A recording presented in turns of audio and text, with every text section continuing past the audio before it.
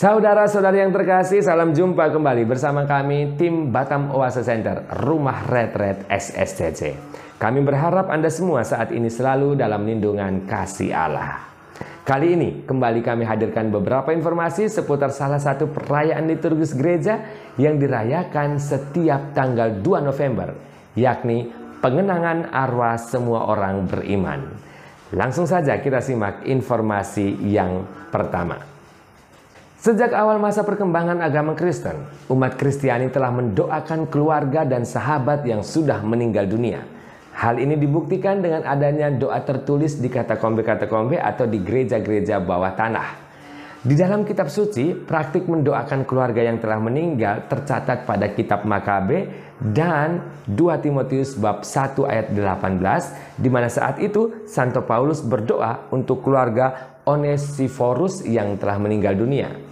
Catatan sejarah gereja mengatakan bahwa praktik mendoakan orang yang sudah meninggal juga nampak pada abad ke-6 di biara Benediktin di Whitsuntide. Catatan lain mengkonfirmasikan bahwa sekitar abad ke-7 pada masa Santo Isidorus dari Sevilla, Spanyol, sudah ada praktek mengenang arwah orang yang sudah meninggal dunia, yakni pada hari Senin setelah Pentakosta. Pada awal abad ke-9 ada catatan yang mengatakan bahwa Kepala Biara Eigil dari Fulda, Jerman menetapkan 17 Desember sebagai peringatan jiwa orang yang sudah meninggal dunia. Catatan lain mengabarkan bahwa pada abad ke-10 juga ada praktik yang sama di tanggal 1 Oktober di Saksoni.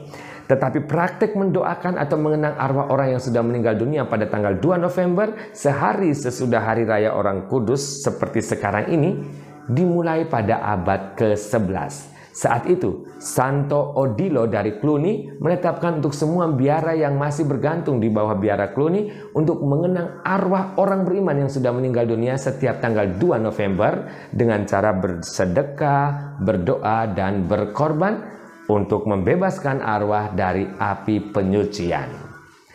Tanggal dan kebiasaan 2 November ini menyebar dari biara-biara Cluniac ke biara-biara Benediktin lainnya dan dari sana berkembang ke gereja barat pada umumnya. Keuskupan Liège adalah keuskupan pertama yang mengadopsi praktik tersebut di bawah uskup Notger. 2 November diadopsi di Italia dan Roma pada abad ke-13 dan pada abad ke-15 para Dominikan menetapkan kebiasaan setiap imam mempersembahkan 3 misa pada tanggal itu.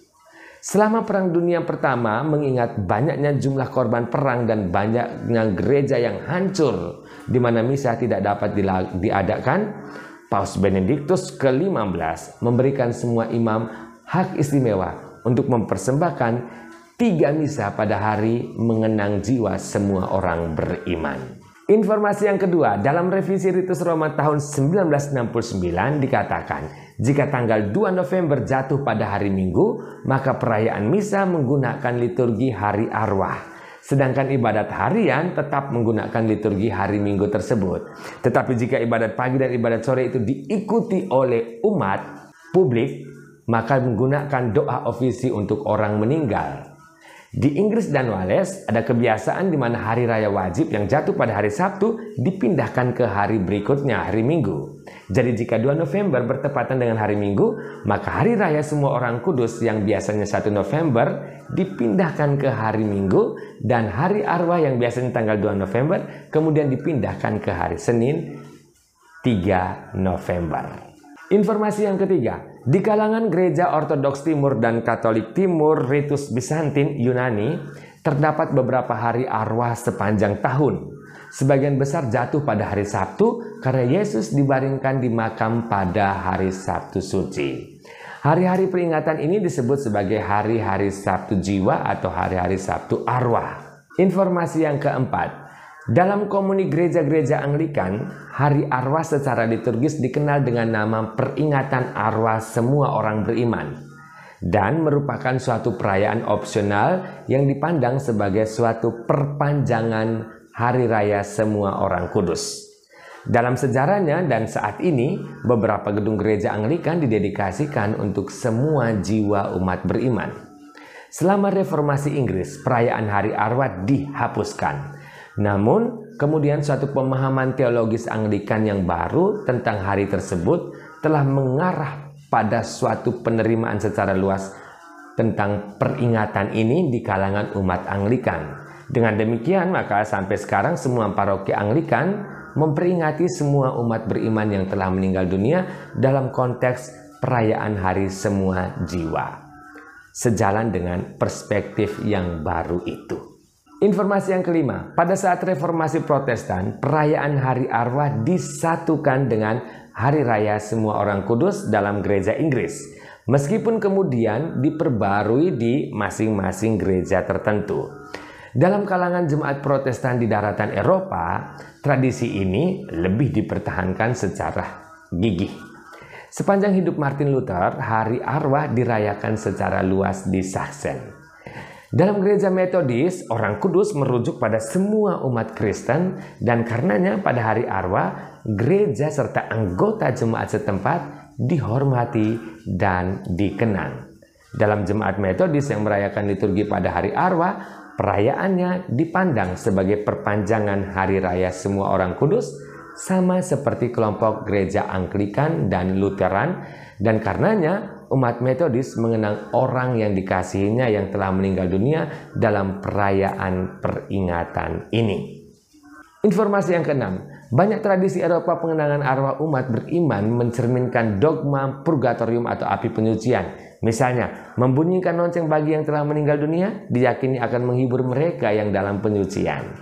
Ada juga praktek membagikan kue dengan kaum miskin diyakini dapat membantu para arwah memperoleh sedikit kelonggaran dari penderitaan purgatorium atau api penyucian. Atau dengan cara menyalakan lilin dimaksudkan untuk menyalakan seberkas cahaya bagi arwah atau jiwa yang telah meninggal dunia yang masih merana dalam kegelapan. Bagaimana dengan praktik di tempat Anda? Saudara-saudari yang terkasih, dalam iman akan Kristus kita percaya bahwa apa yang kita namakan persekutuan para kudus meliputi baik kita yang masih hidup di dunia ini maupun semua orang kudus di surga dan semua orang beriman yang telah meninggal dunia. Bersama-sama kita membentuk dan terhimpun di dalam satu gereja, yaitu tubuh mistik Kristus. Pada tanggal 2 November, kita mengenang saudara-saudari kita yang telah meninggal dunia, namun masih berada di api penyucian. Selain mengenang mereka yang sudah meninggal dunia, kita pun diajak untuk menyadari makna kematian. Bagi kita, kematian tidak melenyapkan kehidupan. Hidup kita tidak lenyap, melainkan hanya diubah. Kita percaya bahwa sesudah pengembaraan kita di dunia ini, tersedialah bagi kita kediaman abadi di surga. Atas dasar inilah kita memohon agar saudara-saudari kita yang telah meninggal dunia disucikan dari segala dosanya, dibebaskan dari segala hambatan dan noda, dan boleh menikmati kebahagiaan kekal di sisi kanan Allah Bapa kita. Serta boleh bersama-sama para kudus di surga memandang wajah Allah yang dirindukannya. Hari kenangan dan peringatan ini pun sekaligus memberi penghiburan rohani bagi kita bahwa kelak kita akan berjumpa kembali dengan saudara-saudari kita yang telah mendahului kita untuk bersama Maria memuji dan memuliakan Allah dalam persekutuan semua orang kudus. Kita pun pada suatu ketika akan meninggalkan dunia ini dan pulang kepada Bapa di surga. Tetapi kita percaya bahwa hidup atau mati, kita tetap milik Kristus. Salam penuh kasih dari Batam Oase Center, Rumah Retret SSCC.